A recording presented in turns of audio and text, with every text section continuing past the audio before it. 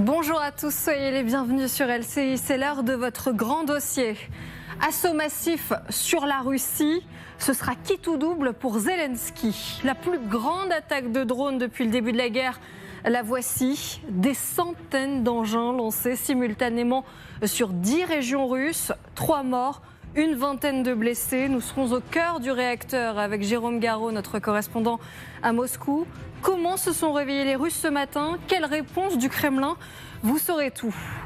Est-ce l'attaque de la dernière chance pour l'Ukraine? Un moyen de peser, une manière de montrer sa force? Car au même moment, 5000 km plus loin, le début des pourparlers en Arabie Saoudite entre représentants ukrainiens et américains. Des négociations auxquelles l'Europe n'est toujours pas invitée, car dans le même temps, l'Europe s'active autour d'Emmanuel Macron. Une trentaine de chefs d'état-major se réunissent en ce moment même à Paris. Comment défendre le vieux continent? Qui est prêt à envoyer des troupes pour maintenir la paix en Ukraine? Nous serons notamment avec le général Vincent Breton, actuellement en poste. Il nous dira ce qui se trame en coulisses. Partons d'abord en Russie avec cette attaque de drones massive, la dernière carte de Volodymyr Zelensky. Et puis c'est du jamais vu depuis le début de cette guerre en Ukraine.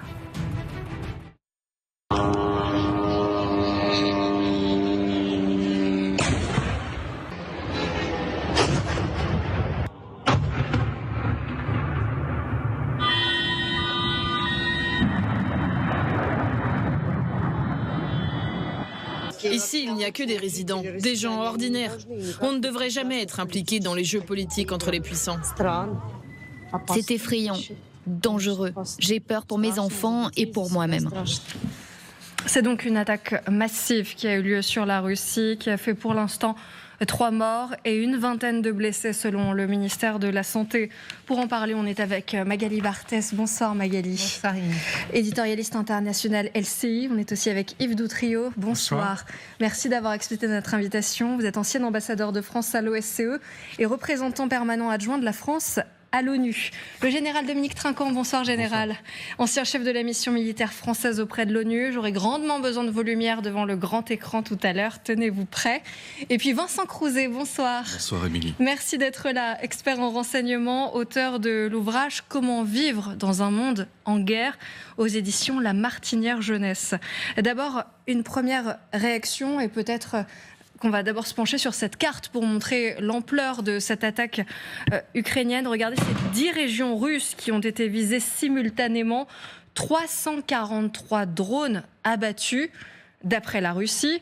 Donc 91 dans la région de Moscou, 126 dans la région de Koursk, mais aussi, vous le voyez, plusieurs autres régions qui ne sont pas tout proches de la ligne de front. Est-ce qu'on peut parler de prouesse, général? Oui, c'est une prouesse, mais on parle de grande portée. Or, les informations que nous avons, c'est que les drones ne viennent pas tous d'Ukraine. Il y a des drones qui sont lancés à partir de la Russie sur des objectifs russes. Et ça, c'est quelque chose qui doit quand même poser problème à M. Poutine. Il a en son sein, en Russie, des réseaux qui sont capables de lancer des attaques, et donc des attaques qui sont forcément plus dans la profondeur et plus précises. Et comment le sait-on que tout n'est pas partie d'Ukraine? C'est des renseignements connus, échangés entre alliés avec les Ukrainiens.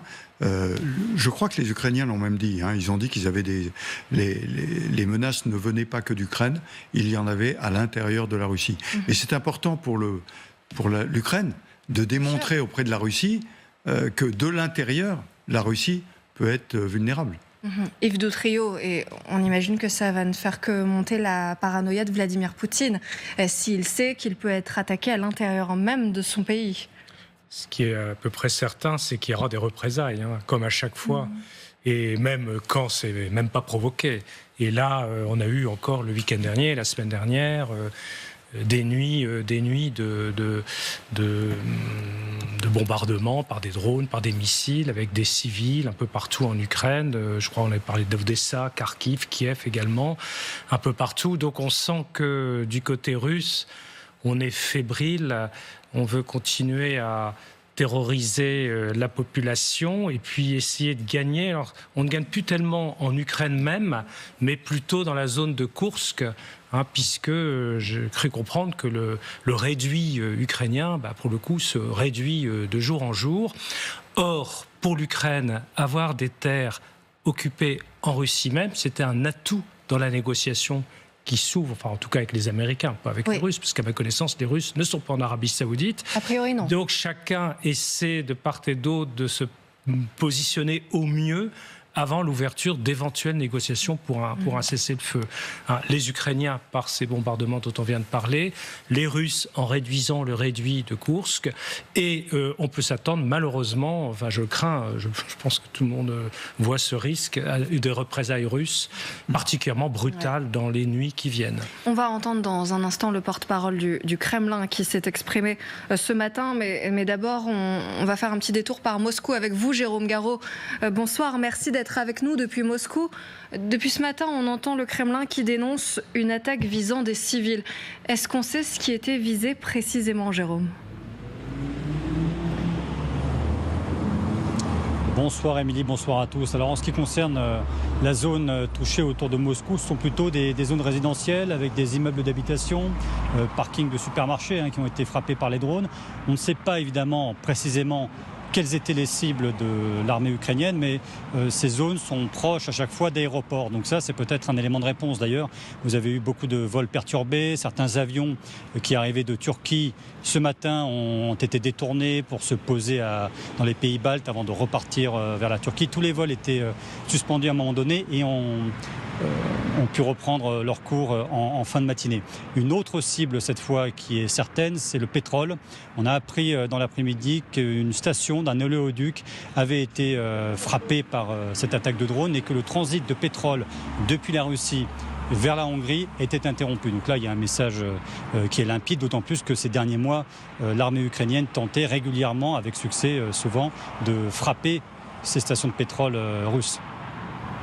Merci Jérôme Garraud, restez avec nous parce qu'on aimerait en savoir plus, notamment sur la réaction de la Russie et les conséquences que cette attaque pourrait avoir lieu. On l'évoquait avec Yves Doutrio, notamment Magali Barthès.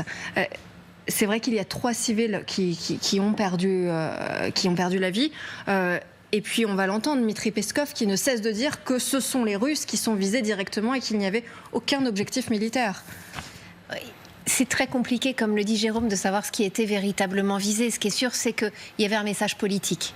Il y avait un message politique dans ces frappes qui sont quand même massives. Vous avez montré la carte, elles ont visé quand même plusieurs lieux sur le territoire russe.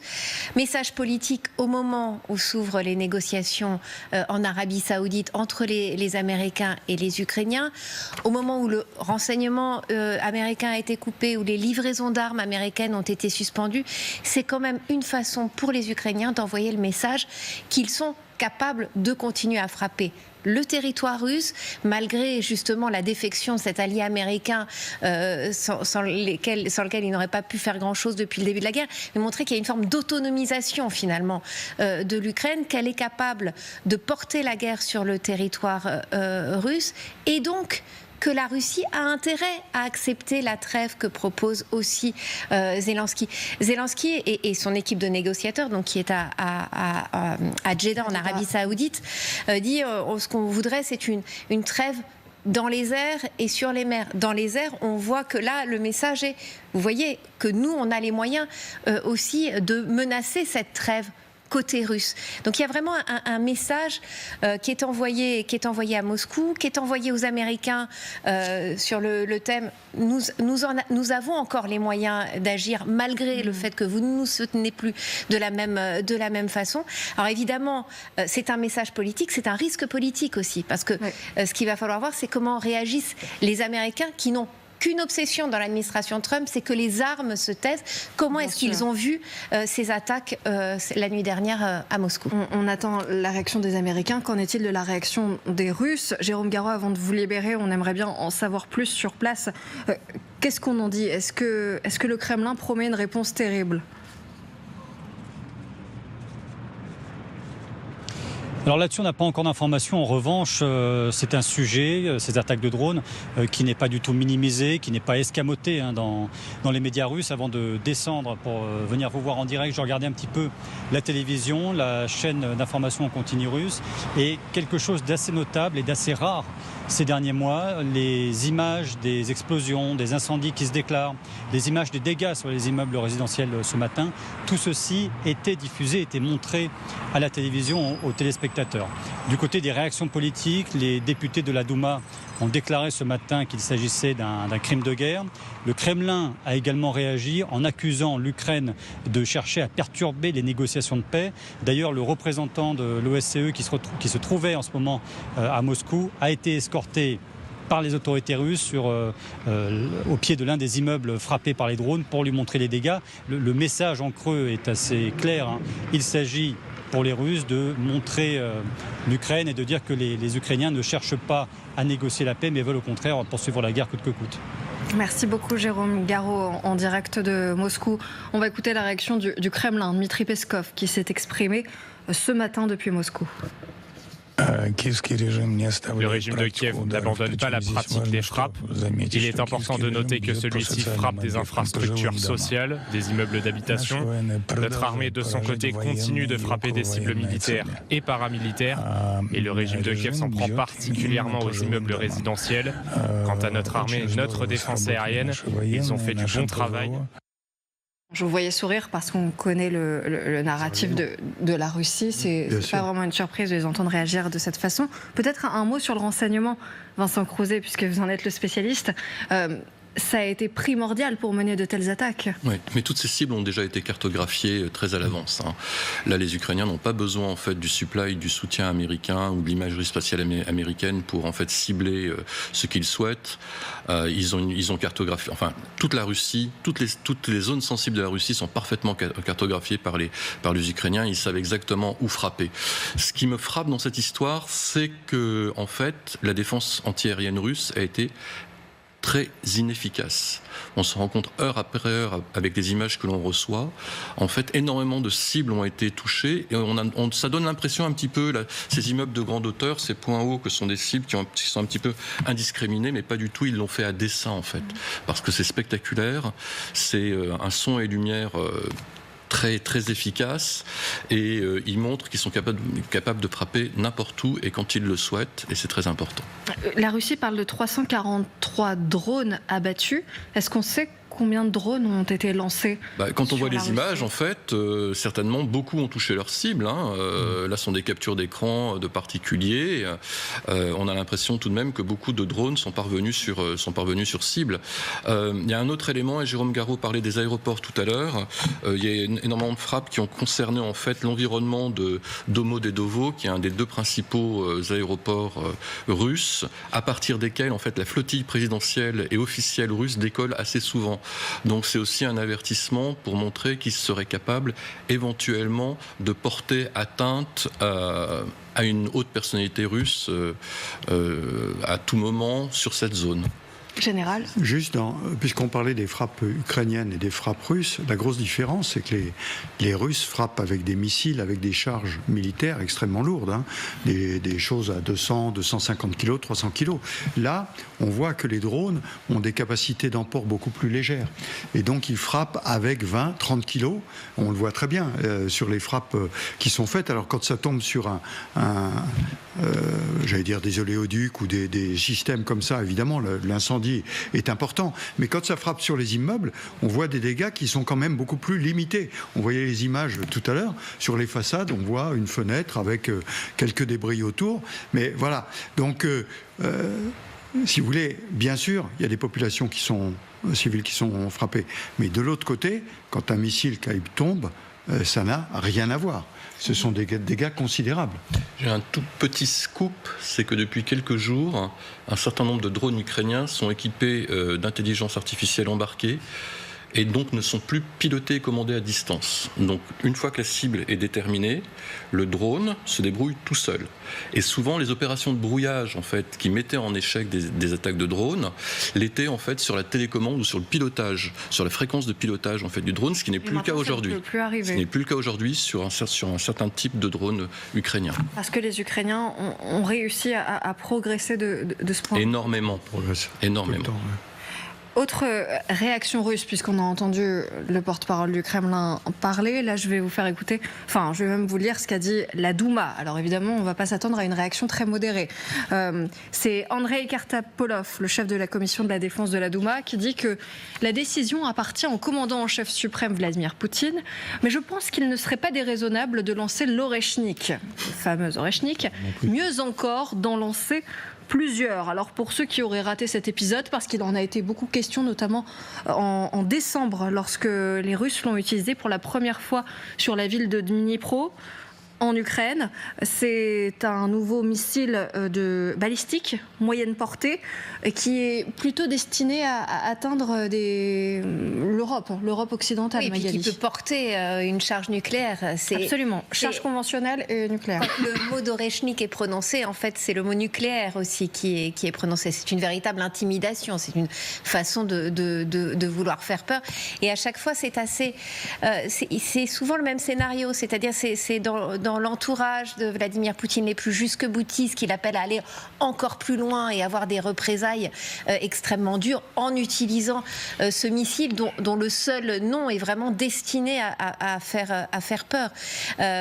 C'est quand même aussi le pari que prend Zelensky, c'est que c'est un pari risqué politiquement, je le disais, avec notamment le soutien américain, mais l'effet aussi, ça va être un effet drapeau éventuellement en Russie, c'est-à-dire les Russes que l'on entendait tout à l'heure, qui se disent choqués, qui ne comprennent pas très bien ce qui leur arrive.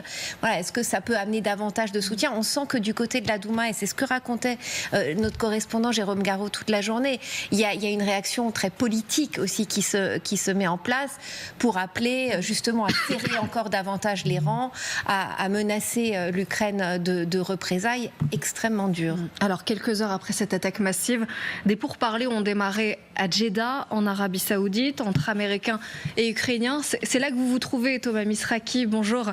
Vous êtes avec Morgan Pope. Alors, quels sont les premiers sons de cloche? On a le sentiment que, pour le moment, ça se passe plutôt bien. D'abord, une information importante, c'est pour parler. Il serait, selon nos informations, sur le point de se conclure. C'est ce que l'on vient de nous dire. Peut-être dans les minutes qui viennent. Ce que l'on sait aussi, c'est que du côté ukrainien, on espérait une déclaration commune à l'issue de ces négociations qui auront duré désormais plus de 7 heures, avec une intervention remarquée au bout de 3h30, celle de Mike Waltz, qui a quitté la pièce pour une petite pause et qui répondait à une question posée par un journaliste américain qui lui demandait si il y avait des progrès. Il a eu ces mots « getting there », on s'y dirige ou on y arrive. Voilà ce qu'il a dit Mike Waltz, tout peut-être cet optimisme des Ukrainiens. En tout cas, certaines sources proches de ces négociations nous disaient qu'il fallait être extrêmement prudent, que tout pouvait changer très rapidement, mais ce que les Ukrainiens espèrent évidemment, c'est relancer le dialogue avec les Américains, mais aussi obtenir que ces mêmes Américains recommencent à leur fournir des armes et du renseignement, parce que c'est leur priorité numéro 1. Du côté des Américains, vous le savez, l'idée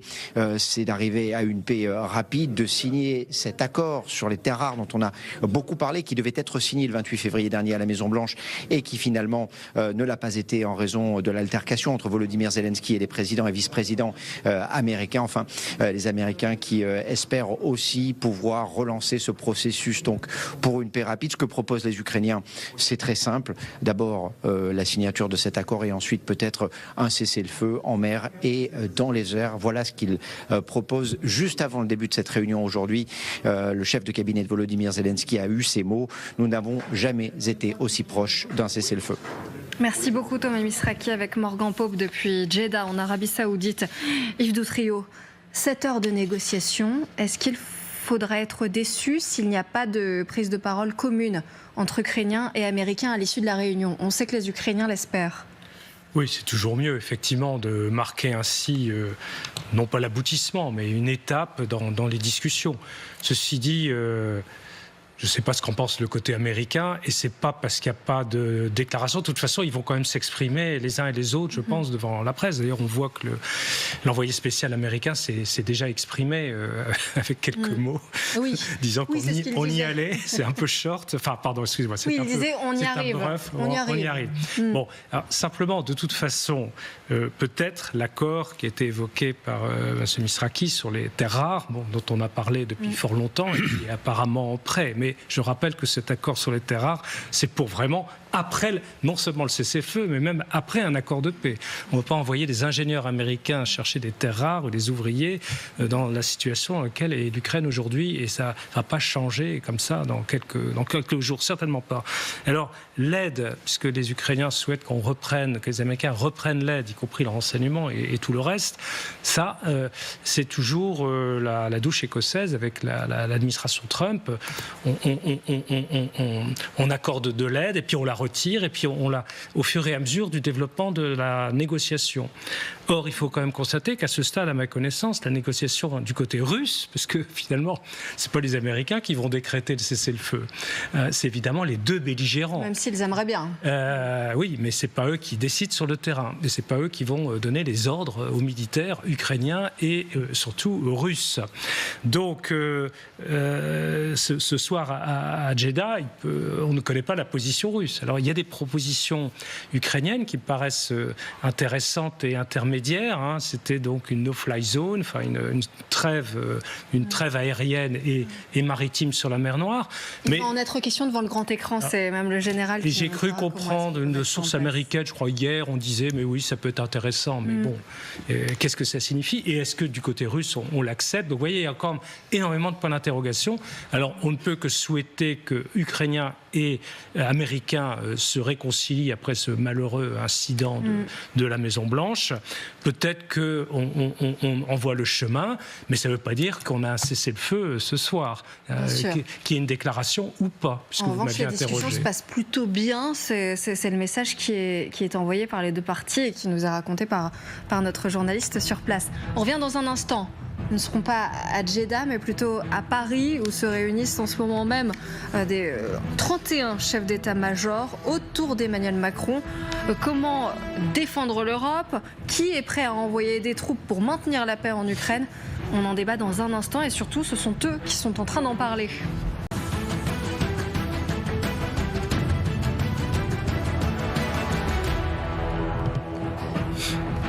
Face à la menace russe, l'Europe en ordre de bataille et la France en première ligne. Bonsoir, merci de nous rejoindre dans ce grand dossier sur LCI. Dans un instant, direction Paris, où en ce moment même, une trentaine de chefs d'état-major se réunissent autour d'Emmanuel Macron. Chacun devra répondre à cette question. Comment défendre l'Europe? Qui est prêt à envoyer des troupes pour maintenir la paix en Ukraine? Nous serons avec le général Vincent Breton qui est avec nous déjà en direct. Bonsoir général, merci d'être avec nous.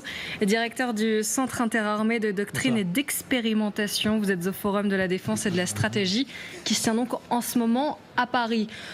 On vient vous voir dans un instant, mais d'abord l'essentiel de l'actualité avec cette attaque massive sur Moscou et 9 autres régions russes. 343 drones abattus, la majorité dans la région moscovite, mais aussi dans la région de Koursk. Bilan provisoire, 3 morts et 18 blessés dans cette attaque de drones.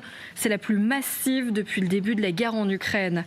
Est-ce l'attaque de la dernière chance pour Volodymyr Zelensky? Au moment même, des pourparlers ont débuté à Jeddah, en Arabie Saoudite.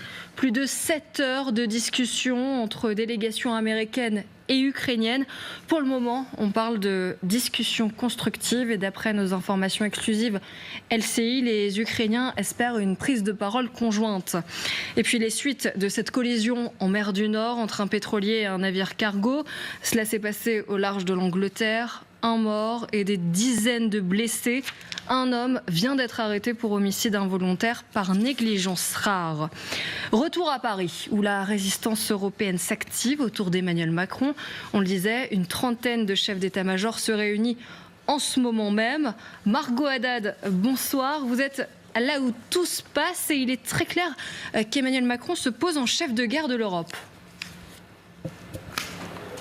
Oui, le chef des armées françaises, la France, seul pays doté de 2 composantes nucléaires et contrairement au Royaume-Uni qui n'en a qu'une. Et ça, c'est vraiment une place de leader sur la scène européenne, mais pas que, puisque vous le savez, également dans cette réunion des chefs d'état-major, il y a d'autres alliés comme la Turquie et le Canada qui sont essentiels pour assurer une sorte de continuité stratégique sur le continent européen, une continuité également face à la menace russe, mais aussi au désengagement des États-Unis, comme on l'a vu dans le bureau ovale, sur la situation en Ukraine. Il y aura donc 2 volets essentiels lors de cette réunion. Premier volet, réfléchir à l'autonomie stratégique européenne, comment se réarmer, comment réaffirmer sa puissance sur la scène internationale.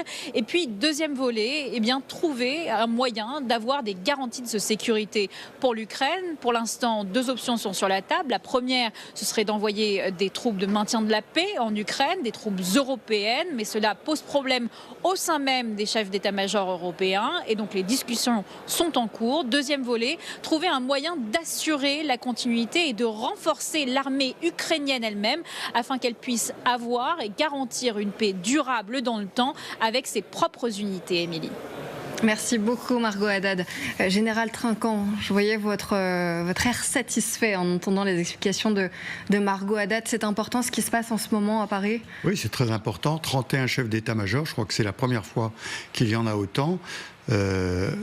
Réunis à Paris dans un moment essentiel avec les 2 volets qu'a très bien décrit Margot, qui sont la défense de l'Europe et l'aide à la sécurité de l'Ukraine après un cessez-le-feu.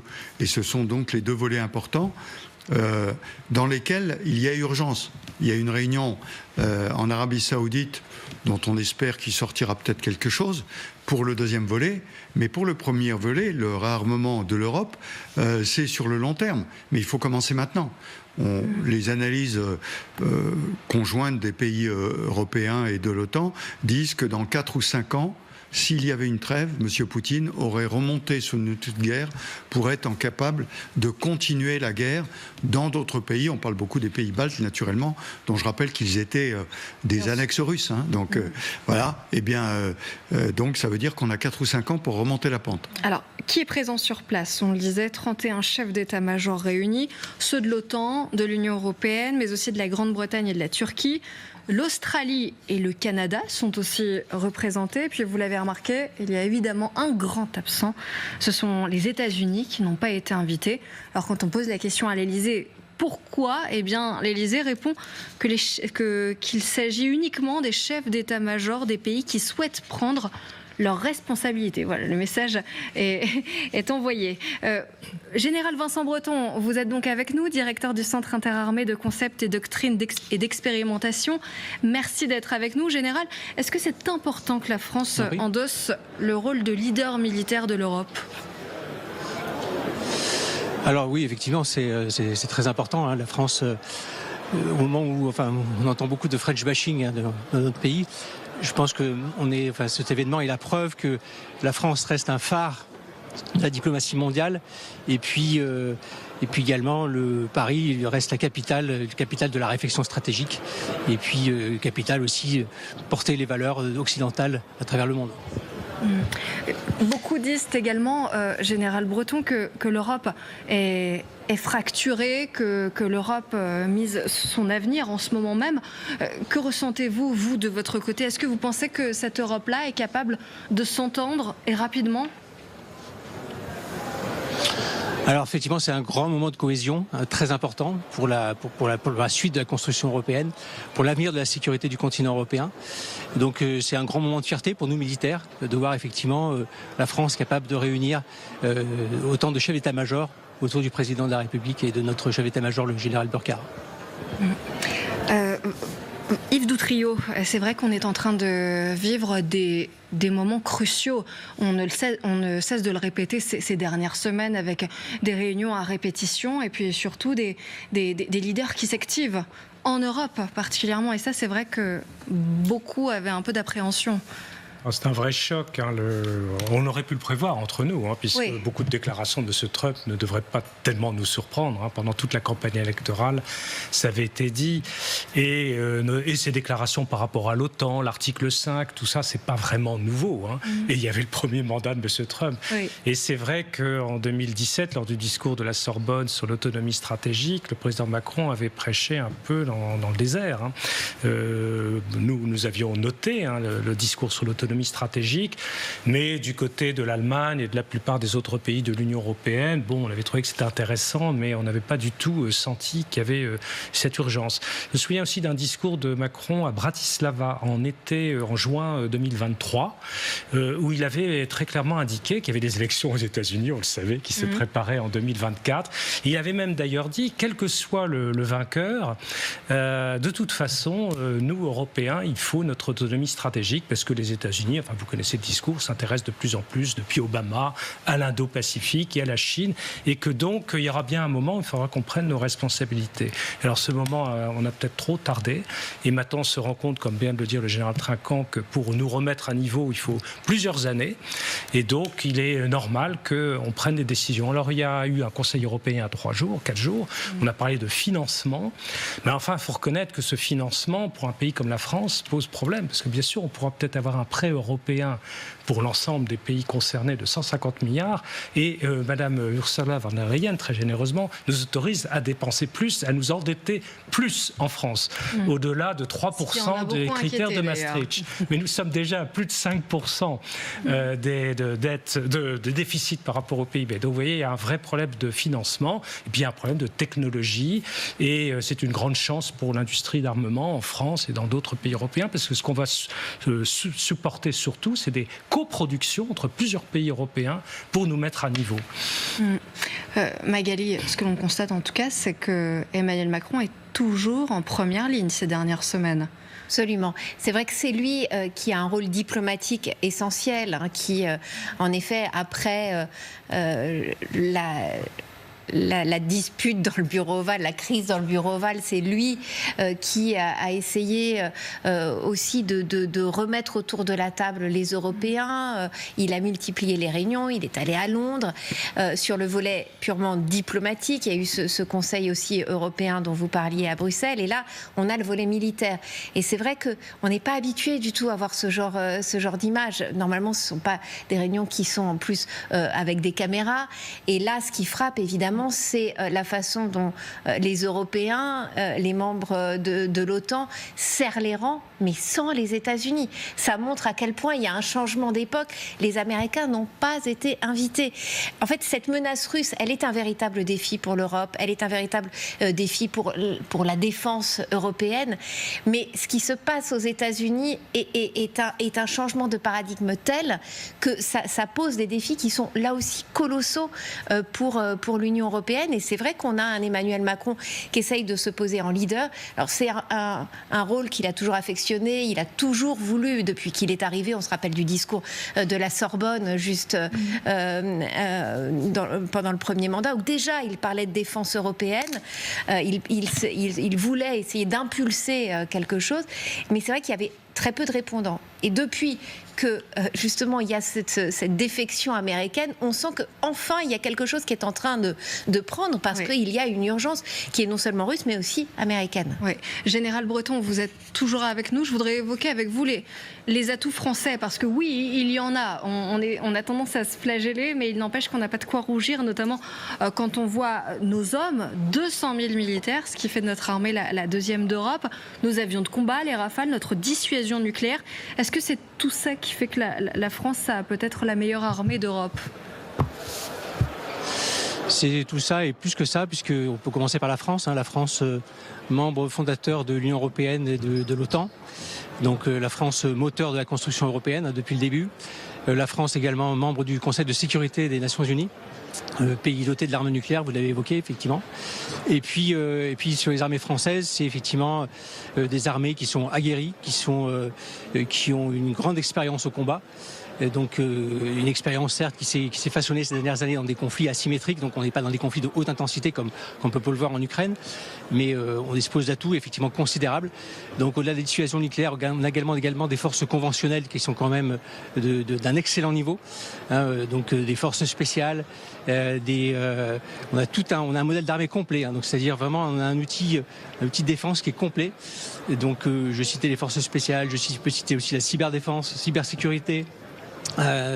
Et puis on a une sensibilité aux enjeux sécuritaires à travers la planète qui est à mon avis assez unique en Europe, grâce à une présence partout dans le monde, grâce notamment à nos forces de présence, nos forces de souveraineté dans nos départements et territoires d'outre-mer partout sur la planète.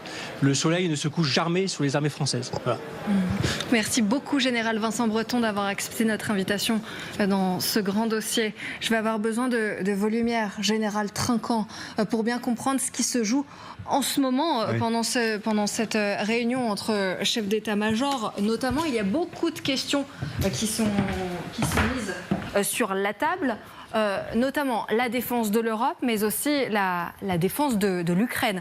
Parce qu'il est question, alors je sais que ce n'est pas la seule question qui est posée pendant cette réunion, et vous avez bien insisté là-dessus, il n'empêche, qui osera envoyer des troupes en Europe? Alors on va peut-être commencer par l'autre carte, celle où on voit justement qui sont les pays qui ont donné leur feu vert. La voici, merci beaucoup. Ceux qui ont donné leur feu vert pour envoyer notamment des troupes pour maintenir la paix en Ukraine. Il s'agit de la France, du Royaume-Uni, du Danemark, sans vraiment de conditions. Et puis les autres ont dit oui à certaines conditions. Les autres pays qui sont en bleu. En rouge, il y a ceux qui ont dit non pour l'instant. Oui, les feux verts sont en bleu en fait. Oui, c'est ce qu'il faut. C'est vrai que c'est pas très intuitif. Non, mais juste avant, Gérald Breton a bien expliqué l'armée française. Moi, je voudrais revenir un peu sur cette réunion. Il faut savoir qu'il y a un forum stratégique et de défense à l'école militaire. Il y en avait un l'année dernière. Il y en a un nouveau cette année. Oui. Traditionnellement, le chef d'état-major des armées françaises invite ses homologues à venir. Quand c'est une situation normale, il y en a un ou deux qui viennent, qui font le déplacement. Mais là, l'événement est tellement important qu'il y en a 31 qui ont répondu présent. Oui, et qui sont venus. Ça montre bien à quel point, bien en sûr. ce moment, il y a des enjeux cruciaux. Au passage, j'ai cru comprendre que le SACEUR, donc le chef d'état-major américain qui commande l'OTAN, était invité, il n'a pas répondu, il n'est pas venu. Il a reçu probablement des consignes. Donc il ne faut pas croire qu'on exclut les Américains. C'est simplement que les Européens, eux, se sentent concernés. Et la petite phrase qui avait été citée, c'est-à-dire que ceux qui veulent s'engager, sont présents. Et donc, cet engagement, c'est effectivement ceux qui sont en bleu, qui ont déjà dit, et les autres. Alors est-ce que, pardon, en général, mais est-ce que ça vous semble beaucoup quand vous voyez ces pays en bleu? On sent quand même que les avis ne sont pas unanimes. Vous savez, un militaire très pragmatique, il commence à dire m'engager pour faire quoi? On n'a pas d'accord. On ne sait pas ce qu'il faut faire pour l'instant. Donc, il y a des gens comme les Royaume-Uni et la France qui sont très allants, qui disent, nous, quoi qu'il arrive, on va participer au processus. Et les autres qui se posent des questions en se disant... Ça pourrait être la réaction des autres, voilà, alors est-ce que nous, on devrait être en rouge alors? Non, parce que nous, on veut absolument montrer aux Américains, aux Ukrainiens bien sûr qu'on les soutient, et aux Américains, écoutez, vous voulez avoir un accord? Nous, on est prêts à mettre nos soldats sur la table pour appuyer cet accord. Donc, allez-y, obtenez un accord. Les autres se disent, écoutez, on va voir s'il y a un accord ou pas. Donc nous, c'est une espèce de volonté de dire, nous, on va participer à ce sujet-là. D'ailleurs, je note qu'il y a la réunion actuellement en Arabie Saoudite entre les Américains et les Ukrainiens, avant une réunion éventuelle avec des Russes. Je rappelle que la position de la France a toujours été, jamais d'accord sur l'Ukraine sans les Ukrainiens. Alors que les Américains n'en parlaient pas du tout au début. Donc c'est quand même quelque chose qui a été gagné là. Les Européens ne sont pas là bien sûr, mais je rappelle que M. Zelensky apporte un plan qui a été convenu avec les Européens. Justement. C'est ce qui a été décidé à Londres. On va regarder ce plan, puisque s'il y a un cessez-le-feu, Volodymyr Zelensky notamment le demande, ce serait la protection des grandes villes ukrainiennes. Donc on a mis quelques soldats autour des villes, mais aussi autour des ports. Donc il ne s'agirait pas, dans ce scénario-là, en tout cas, de mettre des soldats le long de la ligne de front et de la zone gelée, mais plutôt de les mettre dans les grandes villes.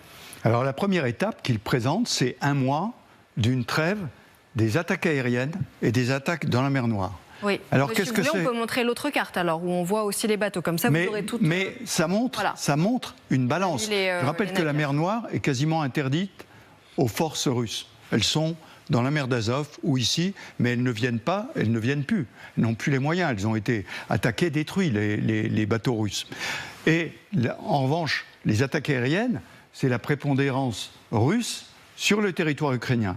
Donc, de mettre ces deux éléments maritimes et aériens en balance, ça montre bien qu'il y a un côté où ce seront aux Ukrainiens de faire un effort, un autre côté où ce seront aux Russes de faire les efforts. Ensuite, pour les troupes, vous avez raison, on ne parle pas de troupes le long de la ligne, comme l'ambassadeur d'Israël l'a très bien dit, quand il y a un cessez-le-feu, faut qu'il y ait un accord des deux parties, sinon c'est pas la peine. Donc on commence par ça. Donc vous respectez le cessez-le-feu, nous on est derrière au cas où il y aurait un problème. Et c'est là que se pose la question que je posais initialement sur pourquoi faire. Aujourd'hui, on en est au b.a.-ba. Dans la réunion d'aujourd'hui, qui est coprésidée, je le précise, par les Britanniques et les Français. Il n'y a pas les Français tout seuls. Britanniques et Français, eux, travaillent depuis un moment sur ce plan-là. Pourquoi ? Parce que les forces françaises et britanniques, vous savez, qui sont liées par les accords de Lancaster House, ont une capacité de projection commune. Donc, ils ont déjà prévu quelque chose. Et donc, ils vont présenter ce qu'eux ont prévu, vont voir s'il y a d'autres pays qui veulent bien rejoindre cette coalition des volontés, of the willing, comme on dit en anglais.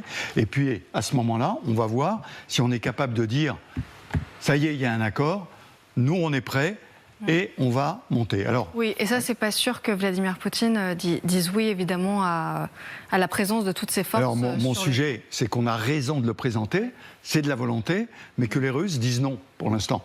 Donc, on va voir si M. Trump est capable de faire pression sur les Russes ou s'il continue à faire pression sur Kiev. Merci beaucoup, Général Trinquant. Dans un instant, nous partirons à Narva, c'est en Estonie, et c'est peut-être là où Vladimir Poutine pourrait attaquer prochainement. Nos envoyés spéciaux sont sur place pour un reportage inédit. Et puis on en parlera aussi sur ce plateau.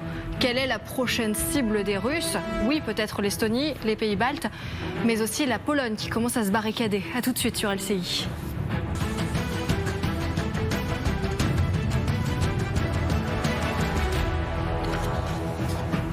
De retour dans votre grand dossier, merci de nous rejoindre. Face à la menace russe, l'Europe de l'Est en première ligne. Partons à Narva, dans le nord-est de l'Estonie. C'est là que Moscou pourrait être tenté d'attaquer prochainement. Vous le voyez sur cette carte, c'est une ville qui est plus proche de Saint-Pétersbourg que de sa capitale, Tallinn. Beaucoup de russophones et des habitants sont habitués à côtoyer le voisin russe, mais depuis le début de la guerre en Ukraine, l'ambiance a changé. Les provocations se multiplient. Reportage à Narva où la menace russe est partout. Claire Cambier, Charlotte Lefetté et Erki Sarpou. De l'autre côté de la rivière, la Russie, 150 mètres à peine, sépare le territoire russe du territoire estonien où nous nous trouvons. Et pour rejoindre les deux pays, il y a ce pont qui s'appelle ironiquement le pont de l'amitié. Les tensions entre les deux pays se multiplient de jour en jour et les habitants sont partagés entre crainte et lassitude. Je ne veux même plus regarder les nouvelles parce que j'ai la nationalité russe, mais je vis en Estonie. Ce sont deux pays qui ne sont plus vraiment amis, mais c'est comme ça. Traverser la frontière est devenu plus difficile. Il faut s'armer de patience. Plus de passages possibles la nuit. Les véhicules sont interdits depuis l'été dernier. Sur le pont, on voit même des dents de dragon conçues pour bloquer des chars. Pour éviter qu'une voiture passe ou quelque chose de plus sérieux, on bloque tout. La surveillance a été renforcée, mais Antti le sait. Aucune frontière n'est imperméable à 100%, donc si quelque chose doit arriver, ça arrivera. Peu importe combien de gardes ou d'appareils de surveillance vous avez. Si Varna reste le point de passage principal vers la Russie, la fréquentation a chuté de manière vertigineuse. 2000 traversées quotidiennes contre 14 000 début 2020. Et les conséquences en ville se font sentir. Vera n'a plus les moyens d'embaucher un salarié. Il n'y a de toute façon pas beaucoup de clients. Les gens partent d'ici, à chaque instant. Tu vis comme au bord d'un volcan et tu ne sais pas quoi faire. Une rupture difficile avec la Russie, mais beaucoup en sont persuadés. Il n'y aura pas de retour en arrière. Voilà pour ce reportage de nos équipes sur place. Qu'en dit le renseignement, Vincent Crouzet ? Que dites-vous à ceux qui estiment qu'on crie au loup, en quelque sorte, que la Russie n'ira jamais attaquer l'Estonie ou les pays baltes? Non, mais on ne crie pas au loup, parce qu'effectivement, peut-être que si les forces conventionnelles russes ne se lançaient pas dans une opération militaire caractérisée sur cette zone-là, en revanche, on pourrait s'attendre à des opérations de déstabilisation. C'est une zone prétexte. La présence de cette communauté russophone, même russe, pour Poutine, effectivement, de dire non, c'est un territoire russe qui nous appartient. Donc, effectivement, montons des opérations de déstabilisation pour en fait engager notre prédominance sur cette zone. Ce qui est intéressant quand même sur l'Estonie, puisqu'on parlait tout à l'heure des forces de soutien éventuelles en Ukraine, c'est qu'il faudrait qu'on suive en fait l'exemple estonien, puisque nous sommes présents avec un bataillon de 300 hommes, regroupés dans le sous-groupement tactique dit Lynx, et intégrés à la première brigade en fait estonienne. Et donc c'est un exemple parfait de coopération militaire et de présence sur le terrain qui peut être dissuasive, avec aussi nos avions dans le ciel sous commandement OTAN. Oui, et au-delà d'actions de déstabilisation, est-ce que Vladimir Poutine pourrait aller plus loin? Qu'imaginez-vous, général? Écoutez, en tout cas, les pays baltes le craignent beaucoup. Faut rappeler que la présence russe dans les pays baltes relève de la pratique habituelle des Russes de déporter les populations locales en Sibérie et de les remplacer par des Russes. Ça a été le cas à Kaliningrad pour les Allemands, qui ont été virés et remplacés par des Russes. Dans les pays baltes, c'est le cas également. Donc oui, il peut y avoir des opérations de déstabilisation. Pour aller plus loin sur la présence française là-bas, oui. Non seulement on est présent là-bas, mais il y a une opération aéroportée qui a été montée il y a quelques mois maintenant, 2 ou 3 mois. Au printemps, avec le deuxième printemps, dans lequel on a parachuté à partir de la France un bataillon là-bas pour montrer qu'on était capable de réagir extrêmement rapidement. Je voudrais juste rappeler que ça veut dire quoi? Ça veut dire que si les Russes attaquaient au sol l'Estonie, ils se retrouveraient face à des troupes britanniques et françaises et que de facto, la France et le Royaume-Uni sont engagés dans la guerre. De facto. Donc la responsabilité en revient à la Russie. De ce qui s'est passé en Ukraine. C'est-à-dire que là, il y aurait forcément une entrée en guerre de la France. Donc ça veut dire que la responsabilité en reviendrait bien sûr à M. Poutine. Sur ces passages-là, beaucoup de Russes qui habitent en Europe rentrent pour Noël à Saint-Pétersbourg voir leur famille. Ils mettent jusqu'à 2 jours pour traverser la frontière. C'est un vrai casse-tête maintenant, puisque en fait ils ne peuvent pas voler directement à Moscou, donc ils prennent un avion qui les amène en Estonie, et en Estonie ils descendent et vont attraper des cars qui sont de l'autre côté. J'ai des amis qui m'ont expliqué le processus, ils m'ont dit ça met jusqu'à 2 jours parfois. Alors on a entendu cette inquiétude qui monte du côté de l'Estonie et des pays baltes, mais pas seulement, du côté de la Pologne aussi, on s'inquiète de plus en plus. C'est vous qui allez nous en parler, Jade Partouche, bonjour. Vous l'avez constaté, les Polonais entrent dans une seconde phase en préparant les habitants au scénario du pire. Oui, très clairement, la Pologne se met en ordre de marche. Alors, elle fait déjà figure d'exemple au sein de l'Union européenne, déjà pour la part du budget de la défense qu'elle met, enfin, pour la part, qu'occupe le budget de la défense, 4,1%, bien loin de nos 2%, effectivement. En même temps, sa position géographique l'exige, mais aussi en termes d'hommes, plus de 200 000 hommes, ce qui en fait donc l'armée la plus importante en termes d'effectifs. Donald Tusk, le Premier ministre polonais, a annoncé devant son Parlement, pas plus tard qu'il y a quelques jours, qu'il souhaitait accélérer encore la cadence. La Pologne doit pouvoir compter sur une armée d'1 demi-million d'hommes, réservistes inclus. 500 000 hommes, donc soit le double de son armée actuelle. Et pour cela, elle prépare une formation militaire à grande échelle. Nous allons préparer un programme pour que chaque homme adulte polonais soit formé à faire face à la guerre d'ici la fin de l'année. Le gouvernement va distribuer en fait dans quelques mois un fascicule de crise à tous les ménages. C'est intelligent quand on sait le poids de la désinformation et des fake news qui est menée d'une main de maître par leurs voisins russes pour justement ne pas avoir à aller chercher les réponses sur Internet. À cela s'ajoute un nouveau système d'alerte qui devrait voir le jour dans les prochains mois, un peu à l'image de ce qui se fait aujourd'hui en Ukraine ou en Israël. Des notifications vont être envoyées via une application mobile pour informer les civils en cas de danger aérien, couplé à un déploiement à grande échelle de sirènes sur tous les bâtiments publics. Pour cela, il faut construire évidemment plus d'abris. C'est ce que prévoit la Pologne à partir de l'année prochaine. En attendant, les communes polonaises actualisent déjà tous tout leur plan d'évacuation et indiquent aux ménages, aux Polonais, les abris existants. Et enfin, je termine par là, Donald Tusk a annoncé devant son Parlement le retrait de la Pologne des conventions d'Ottawa et de Dublin. C'est un traité international de désarmement qui interdit depuis 1997 les mines antipersonnelles. Chaque État signataire s'engageait à ne jamais ni en employer ni en produire. Eh bien, la Pologne envisage de quitter ces accords. La Lituanie a déjà ouvert le bal en quittant l'accord jeudi dernier. Donc c'est potentiellement une dynamique qui pourrait gagner toute l'Europe. Merci beaucoup, Jade Partouche. Yves Doutrio, on est très loin de ce modèle-là, nous, en France. Pourquoi ? Parce qu'on a la dissuasion nucléaire, donc on n'a pas besoin de se préparer à une menace. Si vous pensez à l'état de l'opinion, il y a aussi les kilomètres, tout simplement, et l'histoire. Pour la Pologne, on parlait des pays baltes à l'instant qui ont été annexés par Staline en 1944, et la Pologne, à peine redevenue indépendante grâce au traité de Versailles, a été mise sous la coupe du pacte de Varsovie jusque la fin de la guerre froide, donc le début des années 90, la chute du mur de Berlin. Et donc, du côté polonais, on a pas parler de haine viscérale, mais des sentiments plus que partagés vis-à-vis de la Russie, et c'est particulièrement vrai pour la Russie de Poutine. Oui. Alors, ils sont d'autant plus choqués qu'ils comptaient beaucoup sur le parapluie américain. Ils sont plus atlantistes que les atlantistes, et dans leur budget militaire, qui vient d'être évoqué, c'était essentiellement des avions américains, du matériel américain, sud-coréen également. En tout cas, pas français, ni principalement européens.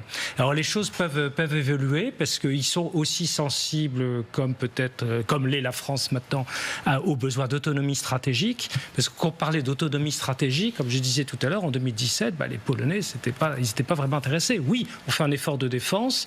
Oui, on se méfie beaucoup de la Russie, surtout depuis l'invasion de l'Ukraine. Mais d'abord, le parapluie américain. Or, ce parapluie américain, maintenant, paraît évanescent. Vous avez raison de le dire parce que c'est une crainte qui monte, notamment depuis le retour de Donald Trump à la Maison-Blanche.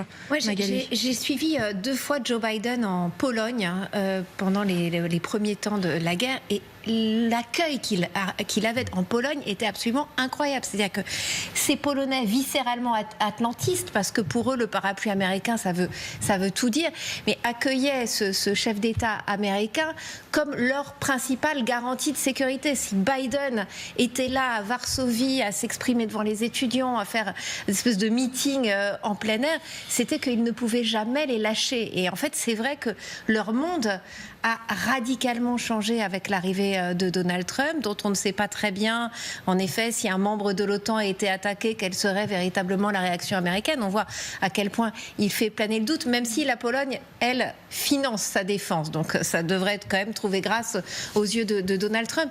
Mais il est certain qu'aujourd'hui, la Pologne se dit on ne peut plus compter que sur nous-mêmes. Et donc, il y a cet effort de réarmement qui est massif, avec une volonté de créer, de former 100 000 volontaires par an. Enfin, il y a vraiment de réservistes. Il y a vraiment une volonté maintenant de se dire, ne pouvant plus compter sur le parapluie américain, il va bien falloir qu'on se débrouille. Alors, ils misent sur l'Europe, mais ils misent aussi sur leurs propres forces, sachant que parfois, à Bruxelles, les choses peuvent prendre un petit peu plus de temps. Vincent Crozet. Je me souviens d'un souvenir en 1991 en Pologne. La Pologne s'était libérée du joug communiste, mais était encore sous pacte de Varsovie, donc avec un commandement soviétique qui chapeautait en fait les forces armées polonaises.